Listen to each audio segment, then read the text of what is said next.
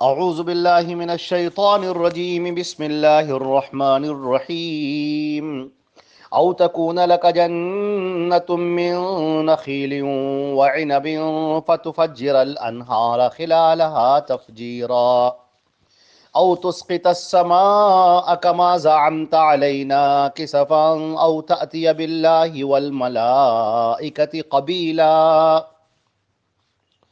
یہ سورہ بنی اسرائیل کی آیت نمبر 91 91 اور 92 92 آپ کے سامنے تلاوت کی گئی ہے، اور ترجمہ اس آیت کا یہ ہے: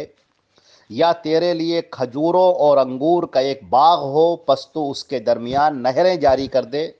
خوب جاری کرنا، یا آسمان کو ٹکڑے کر کے ہم پر گرا دے جیسا کہ تو نے دعویٰ کیا ہے، یا تو اللہ اور فرشتوں کو سامنے لے آئے۔ یہ آیات بھی گزشتہ آیت سے جڑی ہوئی ہیں، جس میں کفار مکہ نے یہ مطالبہ کیا تھا، مکے کے لوگوں نے، وَقَالُوا لَن نُؤْمِنَ لَكَ حَتَّى تَفْجُرَ لَنَا مِنَ الْأَرْضِ يَنبُوعًا، کہ ہم تجھ پر ہرگز ایمان نہیں لائیں گے یہاں تک کہ تو ہمارے لیے زمین سے کوئی چشمہ جاری کر دے۔ یہ انہوں نے مطالبہ کیا تھا کہ ہم آپ کو نبی اس وقت مانیں گے، نبی کیسے آپ کو تسلیم کر لیں کہ آپ ہمارے لیے معجزہ دکھلائیے، اور جو معجزہ ہم کہیں وہ دکھلائیے۔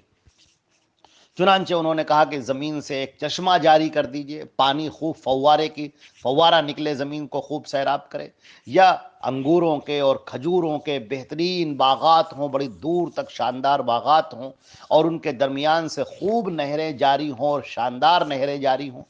یا آسمان سے ہمارے اوپر ٹکڑا گرا دے، یہ آسمان ہمارے اوپر گر پڑے، ٹکڑے ٹکڑے ہو کر ہمارے اوپر گر پڑے اور ہم کو ہلاک و برباد کرے، یا تو اللہ کو اور فرشتوں کو ہمارے سامنے لے آؤ اور وہ کہیں کہ ہاں یہ ہمارا بھیجا ہوا رسول ہے، اور فرشتے گواہی دیں کہ ہاں یہ اللہ کا بھیجا ہوا رسول ہے، تو ہم مانیں گے۔ تو یہ مطالبہ وہی کر سکتا ہے جو انتہائی ضدی ہو،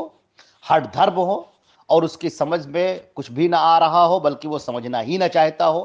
اور وہ نبی کو زج کرنا چاہتا ہو اور ان کو پریشان کرنا چاہتا ہو۔ یہ اس طرح کے مطالبے وہ کرتا ہے۔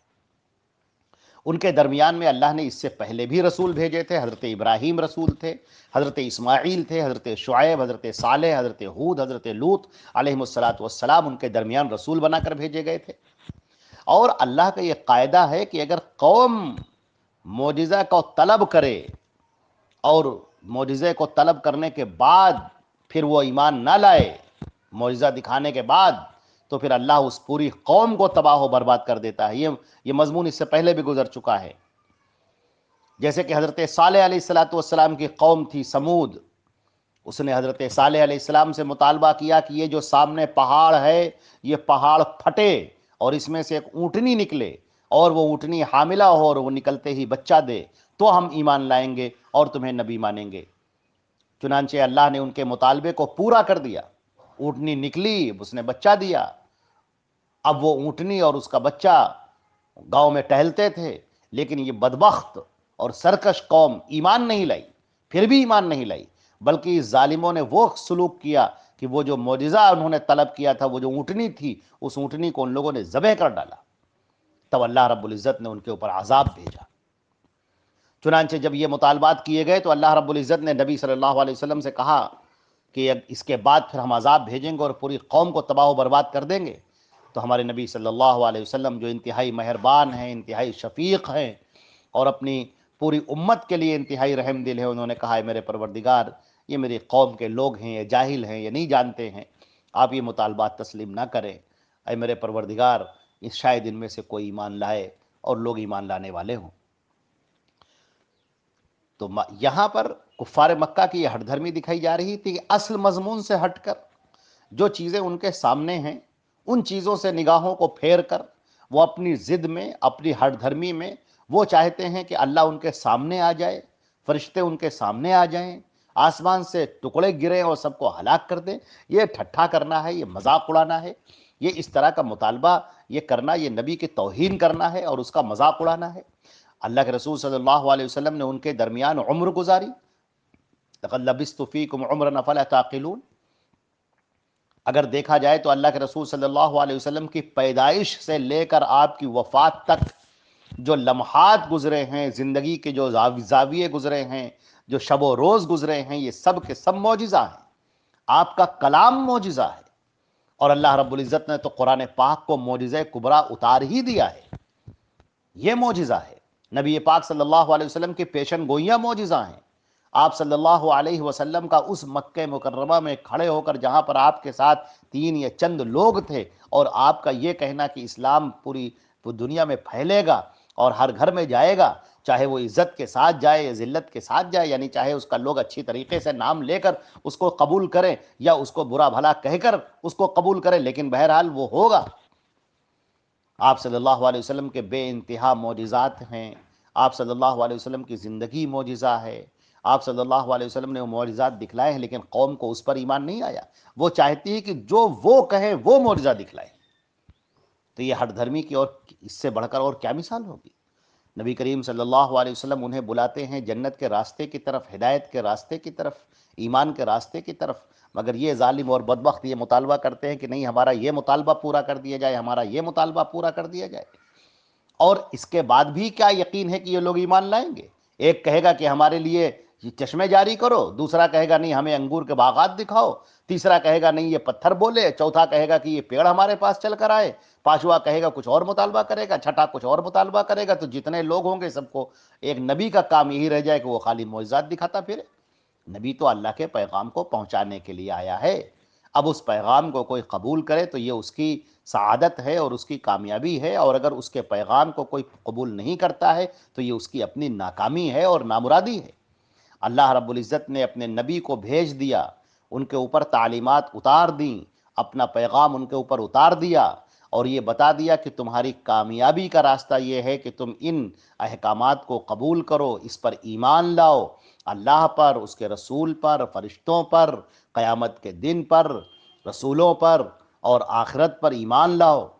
اور اگر تم ایمان لاؤ گے تو تم کامیاب ہو، اگر تم اسلام کو قبول کرو گے، اس دین کو مانو گے تو تمہاری زندگی کامیاب ہوگی، اور اگر تم اس کو نہیں مانو گے تو تم سخت نامراد ہوگے۔ جب تم مر جاؤ گے اور مرنے کے بعد اللہ رب العزت تمہیں دوبارہ اپنے سامنے کھڑا کرے گا، تمہیں دوبارہ زندہ کیا جائے گا، اللہ کے سامنے تم کھڑے ہوگے اور اپنی اس زندگی کا حساب دو گے۔ اور اگر تم نے کفر کے ساتھ موت ہوئی، تمہاری شرک کے اوپر تمہاری موت ہوئی، اللہ کے نبی کا انکار کر کے تمہاری موت ہوئی، تو پھر یاد رکھو کہ تمہارے لیے دردناک عذاب ہے۔ تم بھاگنا چاہو گے مگر بھاگ نہیں پاؤ گے، تم موت کو پکارو گے مگر تمہیں موت نہیں ملے گی، تمہیں سزائیں ملیں گی، تمہیں عذاب ملے گا، تمہیں تکلیفیں ملیں گی، اور وہاں پر اپنی ہتھیلیوں کو چباؤ گے، انگلیوں کو چباؤ گے، اور کہو گے کہ کاش کہ میں نے رسول کی بات مان لی ہوتی، کاش کہ میں نے اپنے بڑوں کی بات نہ مانی ہوتی، فلاں فلاں کی بات نہ مانی ہوتی، کاش کہ میں خاندان اور قبیلے کے رسم و رواج میں گرفتار نہ ہوتا، کاش کہ میں یہ نہ کہتا کہ بس وہی صحیح ہے جو میرے گھر میں ہوتا چلا آیا ہے، بس وہی صحیح ہے جس کو میں نے دیکھا ہے اپنی آنکھیں کھول کر، بس وہی صحیح ہے جس میں ہم جی رہے ہیں۔ کاش کہ تم نے یہ بات نہ سنی ہوتی، کاش کہ تم نے رسول کی بات مانی ہوتی۔ رسول تمہیں زندگی دینے کی طرف بلاتے ہیں، جنت کی طرف بلاتے ہیں، اللہ کی پہچان کرواتے ہیں، تمہیں تمہاری زندگی کا مقصد بتاتے ہیں کہ تم کیوں پیدا ہوئے، تم اس دنیا میں اس دنیا میں کیوں بھیجے گئے، اور تمہارے اوپر جب موت طاری ہو جاتی ہے تو تم کہاں جاتے ہو، یہ زندگی مرنے کے بعد کیا ہوتا ہے، پوری زندگی کا نقشہ اور تمہارا انجام اور کیا ہونے والا ہے، یہ سب تمہیں رسول حضرت محمد مصطفیٰ صلی اللہ علیہ وسلم بتا رہے ہیں۔ لیکن افسوس یہ ہے کہ تم ان پر ایمان نہیں لاتے، تم اپنے رسم و رواج میں جکڑے ہوئے ہو، اپنے خاندان اور قبیلے کی رسم و رواج میں جکڑے ہوئے ہو۔ اب تم یہی سمجھ رہے ہو کہ بس ہمارے جو بڑے کہہ رہے ہیں بس وہی ٹھیک ہے، تم نے سچائی کو جانا ہی نہیں، تم نے سچائی کو پہچانا ہی نہیں، تم نے آگے بڑھ کر سچائی کو قبول ہی نہیں کیا، اب تمہاری زندگی برباد ہو گئی، تم نامراد ہو گئے، ناکام ہو گئے، تم نے اس کو نہیں پہچانا جس نے تم کو پیدا کیا، تمہارے باپ دادا کو پیدا کیا، اس پوری کائنات کو جس نے پیدا کیا، خلق کیا، اور وہ انتہائی مہربان، انتہائی رحم دل، انتہائی رحمان و رحیم، اس نے تمہارے درمیان اپنے رسول کو بھیج دیا جو تمہیں بتائے اللہ کے بارے میں، اس بتائے تمہیں مرنے کے بعد کیا ہوگا، اس نے سب کچھ تم کو بتایا، مگر افسوس یہ ہے کہ تم اس پر ایمان ہی نہیں لاتے ہو، تم تو اس سے نفرت کرنے بیٹھ گئے جس سے تمہیں سب سے زیادہ محبت کرنی چاہیے تھی، جو تمہارا ہادی تھا، تمہارا قائد تھا، تمہارا رہبر تھا، تمہیں سچائی کی طرف لے کر جانے والا تھا، تم اسی سے نفرت کرنے لگے، جس سے تمہیں محبت کرنی چاہیے تم اس سے نفرت کرنے لگے، تو پھر تمہارا انجام کیا ہوگا؟ تمہارا انجام انتہائی بھیانک ہوگا. ابھی بھی وقت ہے، ابھی بھی وقت ہے، تم ایمان لے آؤ اللہ پر، اس کے رسول پر، اللہ کے بھیجے ہوئے پیغام کو جان لو، اللہ کے بھیجے ہوئے رسول کے پیغام کو سمجھ لو، ایمان میں داخل ہو جاؤ، اللہ کی رضا میں آ جاؤ گے، ورنہ تم پر اللہ کا عذاب نازل ہو کر رہے گا. جب تک تمہاری زندگی ہے تب تک عیش کر لو، آرام کر لو، مزے اڑا لو، خوب سیر و تفریح کر لو، قہقہے لگا لو، ٹھٹھے لگا لو. لیکن جب موت کا فرشتہ تمہارے سامنے آ کر کھڑا ہو جائے گا اور تمہاری روح کو کھینچ لے گا، اس وقت تمہیں پتہ چلے گا کہ سچائی کیا تھی. تم نے نبی کو جھٹلایا، اس کا انجام کیا ہوا.